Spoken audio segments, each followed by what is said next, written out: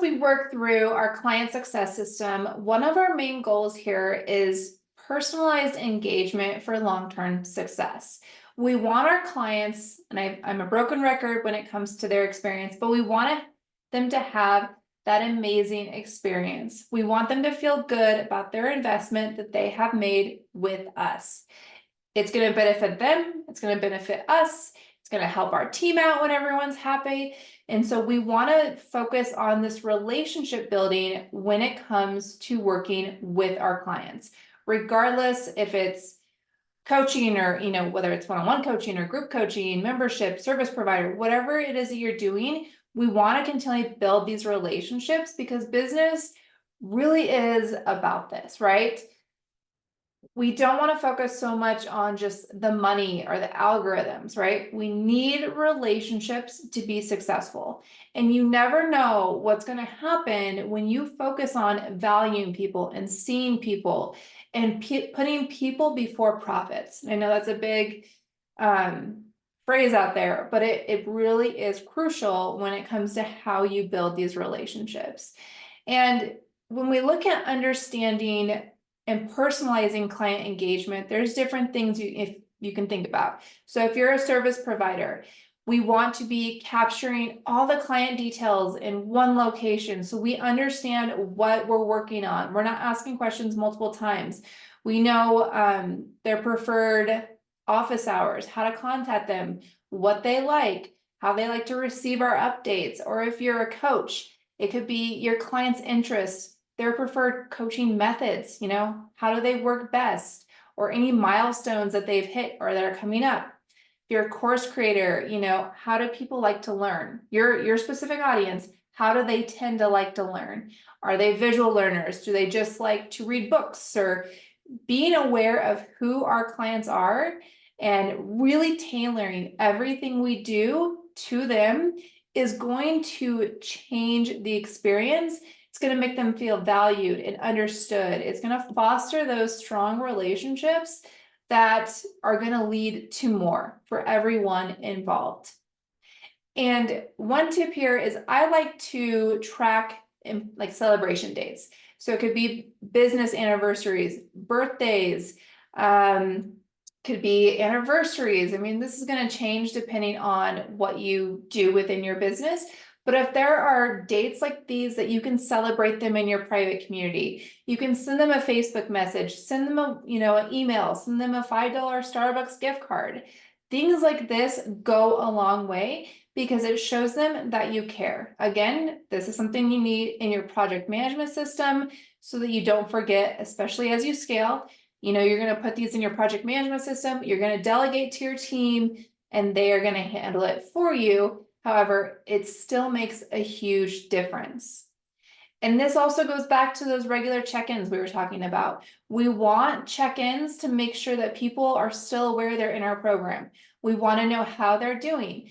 We have those feedback surveys going out to check in with them, and we want to make sure we're responding to anything that they tell us, right? We don't want to say, hey, let me know how it goes.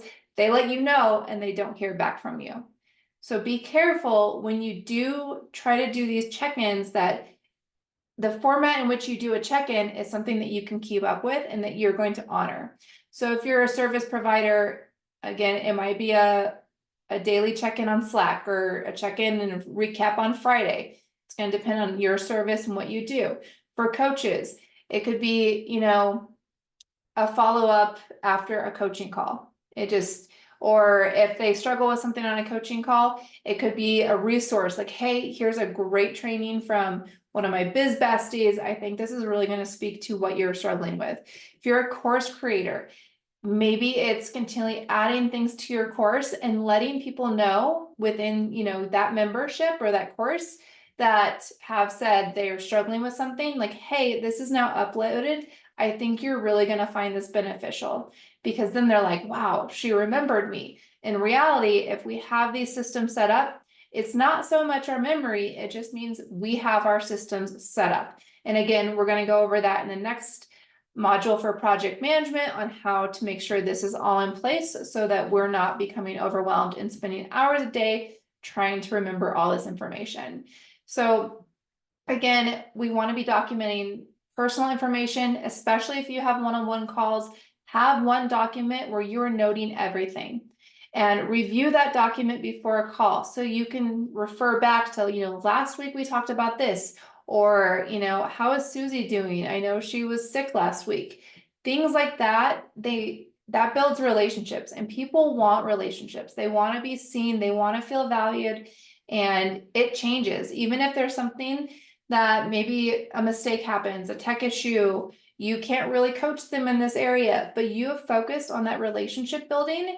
They're like, I get it, it's okay. That wasn't part of your program that you offered, so I understand why that's not something you're teaching me, because you have built this strong relationship and they feel like they can trust you and they know that you care very much about their success within your program, within your services, right? And it's an ongoing process. This relationship building is not just for the first week. It's not just for your onboarding. However long someone is in your program, or your membership. So like if it's an 8-week program, you invest in them as much as possible during those 8 weeks. If you have an ongoing membership, you're going to be investing in them as long as they're in your membership. If you're a service provider, as long as they're a client, you are investing in them. And one tip here is if people, they work with you and it ends, you can still give them a shout out on their birthday, because maybe they're ready. They're like, oh, you know what? I have a lot going on. I would actually really like your support in this. Okay. We never know when we're intentional about people and caring about them, what it's going to lead to. Again, it's not just for the bottom line. It's just showing people that we care, because if you think about it, you know who cares about you and how that makes you feel. So feel free to reach out to me on Voxer if you're struggling with this piece, or, if you have a membership and there's 500 people in here and you're like, I don't know how to build relationships with that many people. We can brainstorm some different ideas based on your specific business model and how we can make sure that people feel seen and they feel valued within your community.